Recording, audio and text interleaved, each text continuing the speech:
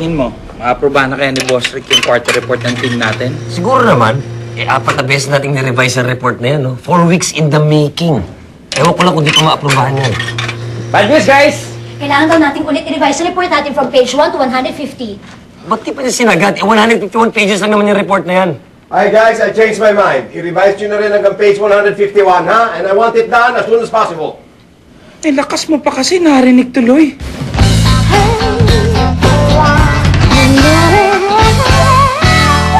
Eh, paano naman natin matatapos ng as soon as possible yan kung paiba sila ng paiba? Ay, naku, nakukurta na ang utak ko sa report na yan. Susunugin ko na yan. Uy, sayang naman yung pinaghirapan natin. Huwag naman. Ito naman, hindi na mga biro. Ba't ko masusunugin yan, ano? Alert! Di ba yesterday, sabi naman ni Ma'am Carol, basta palitan natin yung font, okay na raw sa kanya yung report. Hindi rin, baguhin daw natin ang graphics kasi iba daw din ang clip art. And according to Boss Rick, sloppy daw ang demographics. Bakit hindi nila kasi basahin yung comments natin ng sabay?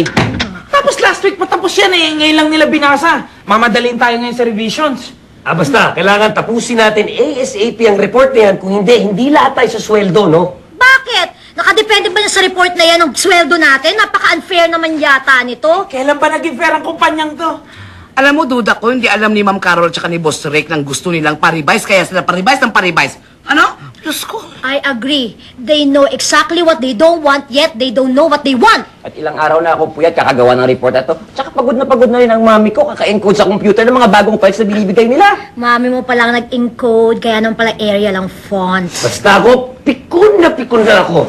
It's really hard to please the powers that be. Ang hirap maging alipin. Sunod-sunuran na lang parate sa anak ng Diyos! Madam, may problema ba dito? Bakit parang biglang nagbabait-bait ang mga tupa kayo? What is not clear about the revisions in the report? Ale, speak up! Ma'am Carol, I want to say something po. Very brave, Silvio. Go on! Kasi Ma'am Carol, yung ano po, wala, parang ano pa, yung parang...